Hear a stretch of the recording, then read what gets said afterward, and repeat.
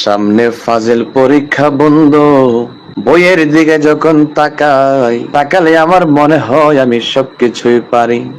পরীক্ষার পরে আমার কণ্ঠস্থ, মুখস্থ, ঠোঁটস্থ, কিন্তু কি বলবো দুঃখের বিষয় বন্ধু, আজকে আমি মাগরিবের নামাজ পড়ে যখন পড়ার টেবিলের মধ্যে বসলাম, বসিয়া একটু চিন্তা করলাম শনিবারের থেকে আমাদের ফাজিল পরীক্ষা শুরু হবে। যেহেতু পড়া যখন পারি রে, একটু বইগুলো খুলে পড়াটা রিভাইজ দেই। যেই কথা সেই কাজ বন্ধু, সঙ্গে সঙ্গে বইগুলো খুললাম, সাজেশনটাও খুললাম। খোলার পরে যখন দেখি আরবি সব প্রশ্ন রে বাবা, দেখার সঙ্গে সঙ্গে দেখলাম আমার মাথার উপর দিয়ে হঠাৎ করে ঘূর্ণিঝড় আমফানের মতন চক্কর মারলো বন্ধুরে। ও আমার ফাজিল পরীক্ষার্থী বন্ধুরা, হঠাৎ করে নিজের সুস্থতার কথা চিন্তা করলাম। নিজের সুস্থতার কথা চিন্তা করে বইটাকে বন্ধ করে দিলাম, সাজেশনটাকে বন্ধ করে দিলাম।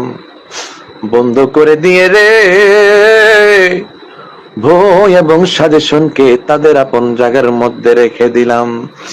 ওই আমার ফাজিল দ্বিতীয় বর্ষের বন্ধু, ওই আমার বন্ধু, তোমাদের কি অবস্থা?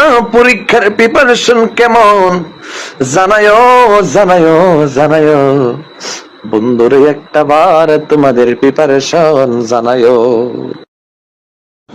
সুবহানাল্লাহ, মাশাআল্লাহ বন্ধু।